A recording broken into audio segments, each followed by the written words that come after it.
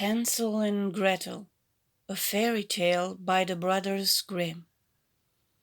Near a great forest there lived a poor woodcutter and his wife and his two children. The boy's name was Hansel and the girl's Gretel. They had very little to bite or to sup, and once, when there was great dearth in the land, the man could not even gain the daily bread. As he lay in bed one night thinking of this, and turning and tossing, he sighed heavily and said to his wife, "What will become of us? We cannot even feed our children. There is nothing left for ourselves."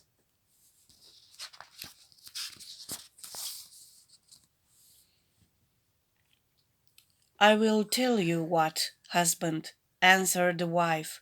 "We will take the children early in the morning into the forest, where it is thickest. We will make them a fire, and we will give each of them a piece of bread. Then we will go to our work and leave them alone.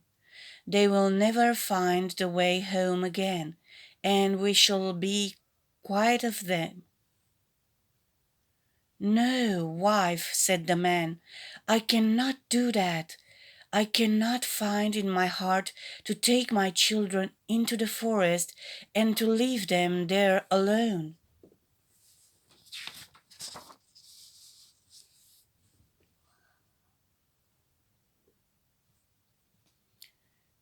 "The wild animals would soon come and devour them." "Oh, you fool," said she, "then we will all four starve. You had better get the coffins ready." And she left him no peace until he consented. "But I really pity the poor children," said the man. The two children had not been able to sleep for hunger, and had heard what their stepmother had said to their father.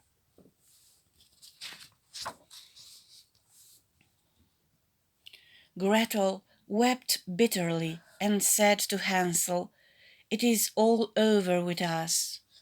"Do be quiet, Gretel," said Hansel, "and do not fret. I will manage something." And when the parents had gone to sleep, he got up, put on his little coat, opened the back door, and slipped out. The moon was shining brightly, and the white flints that lay in front of the house glistened like pieces of silver. Hansel stopped and filled the little pockets of his coat as full as it would hold.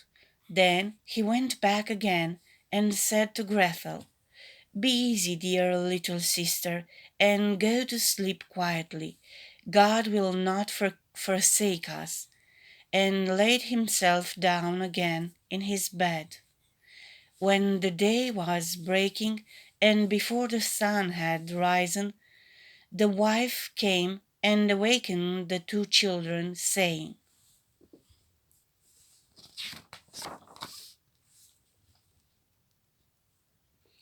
"Get up, you lazy bones! We are going into the forest to cut wood." Then she gave each of them a piece of bread, and said, "That is for dinner, and you must not eat it before then, for you will get no more." Gretel carried the bread under her apron, for Hansel had his pocket full of flints. Then they set off all together on their way to the forest. When they had gone a little way, Hansel stood still and looked back towards the house, and this he did again and again, till his father said to him, "Hansel, what are you looking at? Take care not to forget your legs." "Oh, father," said Hansel, "I am looking at my little white kitten, who is sitting up on the roof to bid me goodbye." "You young fool," said the woman, "that is not your kitten, but the sunshine on the chimney pot."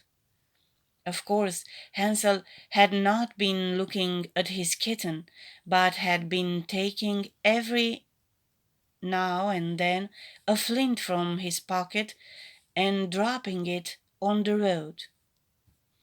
When they reached the middle of the forest, the father told the children to collect wood to make a fire to keep them warm, and Hansel and Gretel gathered brushwood enough for a little mountain, and it was set on fire. And when the flame was burning quite high, the wife said, "Now lie down by the fire and rest yourselves, you children, and we will go and cut wood. And when we are ready, we will come and fetch you." So Hansel and Gretel sat by the fire, and at noon they each eat their pieces of bread. They thought their father was in the wood all the time, as they seemed to hear the strokes of the ox. But really it was only a dry branch hanging to a withered tree that the wind moved to and fro. So, when they had stayed there a long time, their eyelids closed with weariness, and they fell fast asleep. When at the last they woke, it was night, and Gretel began to cry, and said, "How shall we ever get out of this wood?" But Hansel comforted her, saying, "Wait a little while longer until the moon rises, and then we can easily find the way home." And when the full moon got up, Hansel took his little sister by the hand and followed the way where the flint stone shone like silver, and showed them the road. They walked on the whole night through, and at the break of the day they came to their father's house. They knock at the door, and when the wife opened it and saw that it was Hansel and Gretel, she said, "You naughty children, why did you sleep so long in the wood? We thought you were never coming home again." But the father was glad, for it had gone to his heart to leave them both in the woods alone. Not very long after that there was again great scarcity in those parts, and the children heard their mother say at night in bed to their father,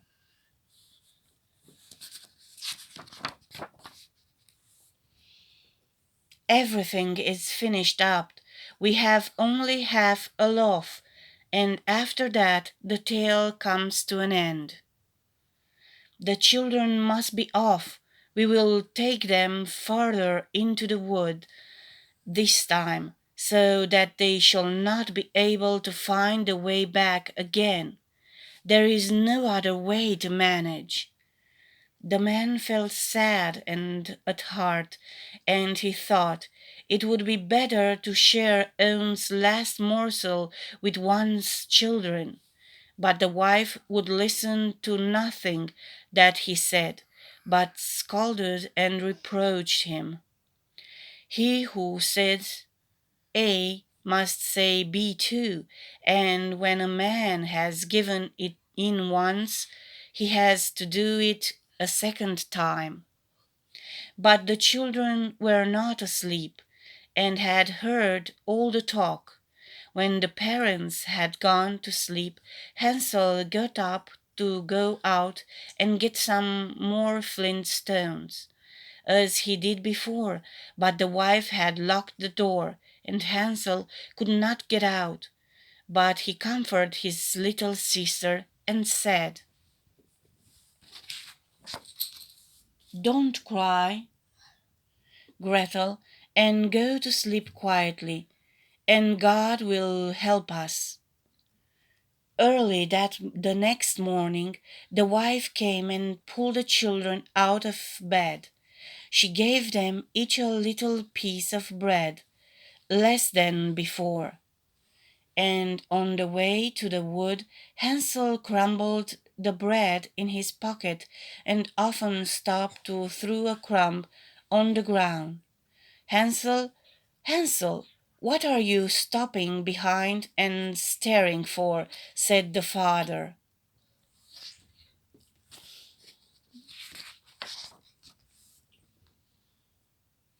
"I am looking at my little pigeon sitting on the roof to say good-bye to me," answered Hansel.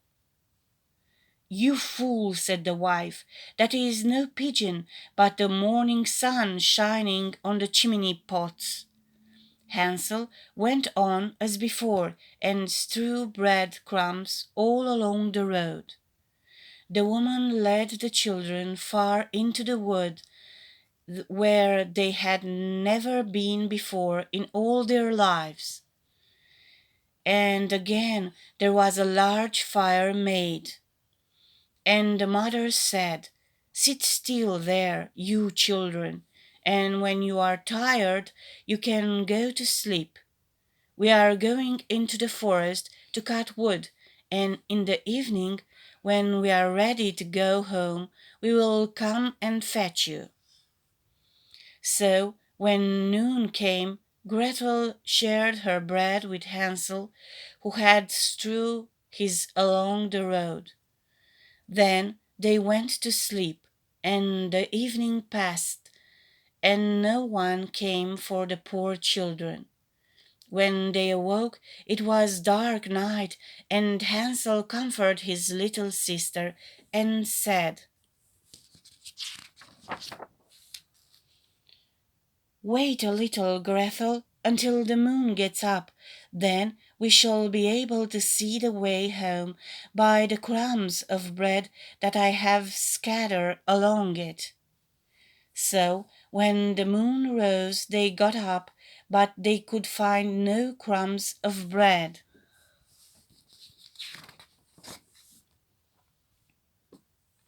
For the birds of woods and of the fields had come and picked them up. Hansel thought they might find a way all the same, but they could not.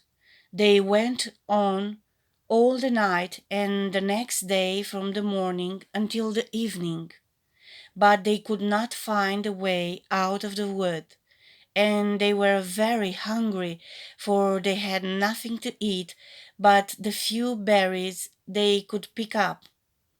And when they were so tired that they could not longer drag themselves along, they lay down under a tree and fell asleep. It was now the third morning since they had left their father's house. They were always trying to get back to it, but instead of that, they only found themselves farther in the wood.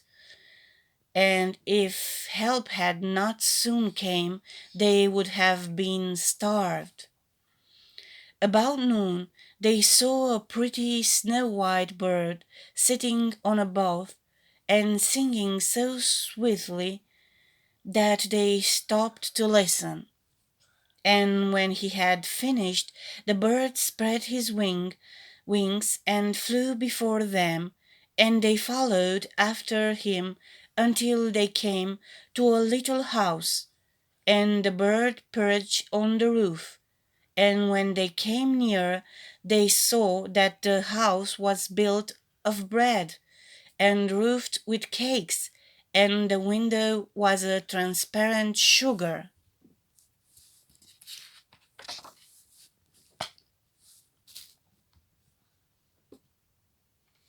"We will have some of this," said Hansel, "and make a fine meal. I will eat a piece of the roof, Gretel, and you can have some of the window that will taste sweet."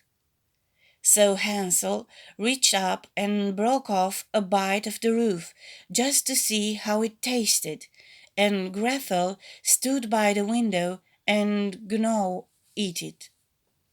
at it. Then they heard a thin voice call out from inside, "Nibble, nibble, like a mouse, who is nibbling at my house?" And the children answered, "Never mind, it is the wind." And they went on eating, never disturbing themselves.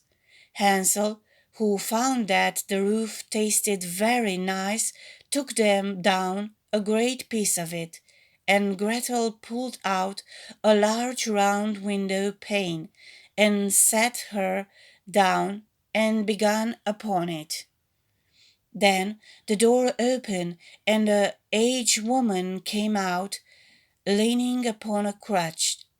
Hansel and Gretel felt very frightened and let fall what they had in their hands. The old woman, however, nodded her head and said, "Oh, my dear children, how come you here?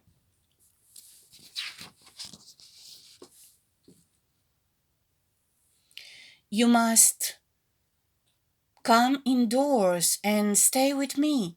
You will be no trouble." So she took them each by the hand and led them into her little house. And there they found a good meal laid out, of milk and pancakes with sugar, apples, and nuts. After that she showed them two little white beds, and Hansel and Gretel laid themselves down on them, and thought they were in heaven. The old woman, although her behavior was so kind, was a wicked witch who lay in wait for children, and had built the little house on purpose to entice them. When they were once inside, she used to kill them, cook them, and eat them, and then it was a feast day with her. The witch's eyes were red, and she could not see very far, but she had a keen scent, like the beast, and knew very well when human creatures were near. When she knew that Hansel and Gretel were coming, she gave a spiteful laugh and said triumphantly, "I have them, and then shall not escape me." Early in the morning, before the children were awake, she got up to look at them, and as they lay sleeping so peacefully, with round rosy cheeks, she said to herself, "What a fine feast I shall have!" Then she grasped Hansel with her withered hand, and led him into a little stable, and shut him up behind a grating, and call and scream as he might, it was no good. Then she went back to Gretel and shook her, crying, "Get up, lazy bones! Fetch water and cook something nice for your brother. He is outside in the stable, and must be fattened up, and when he is fat enough, I will eat him." Gretel began to weep bitterly, but it was of no use. She had to do what the wicked witch bade her. And so the beast kind of victual was cooked for poor Hansel, while Gretel got nothing but crab shells. Each morning the old woman visited the little stable and cried, "Hansel, stretch out your finger, that I might tell if you will soon be fat enough." Hansel, however, used to hold out a little bone, and the old woman, who had weak eyes, could not see what it was, and supposing it to be Hansel's finger, wondered very much that it was not getting fatter. When the 4 weeks had passed, and Hansel seemed to remain so thin, she lost patience and could not wait no longer. "Now then, Gretel," cried she to the little girl, "be quick and draw water. Be Hansel fat or be he lean, tomorrow I must kill and cook him." Oh, what a grief for the poor little sister to have to fetch water, and how do the tears flow down over her cheeks. "Dear God, pray help us," cried she. "If we had been devoured by wild beasts in the wood, at least we should have died together." "Spare me your lamentations," said the old woman. "They are of no avail." Early next morning, Gretel had to get up, make the fire, and fill the kettle. "First we will do the baking," said the old woman. "I need heated the oven already and kneaded the dough." She pushed poor Gretel towards the oven, out of which the flames were already shining.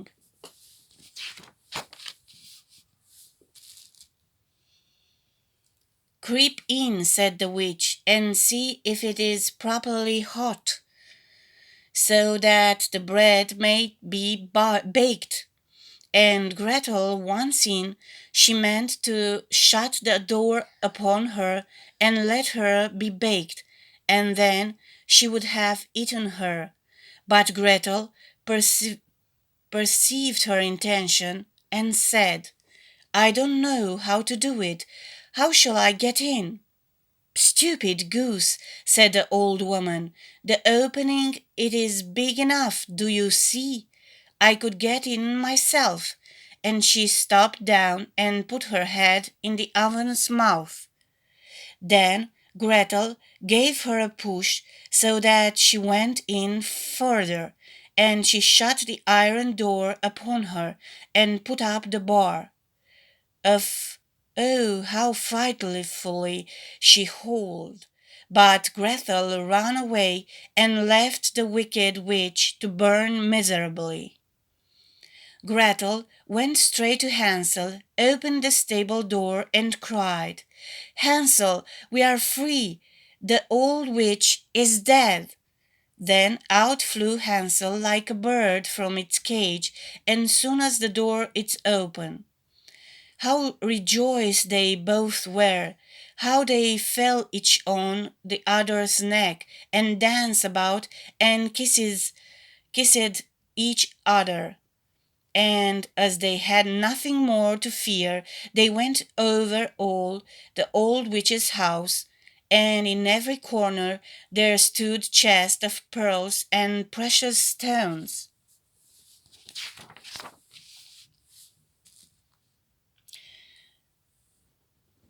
"This is something better than flintstones," said Hansel, and he filled his pockets, and Gretel, thinking she also would like to carry something home with her, filled her apron full. "Now away we go," said Hansel, "if we only can get out of the witch's wood."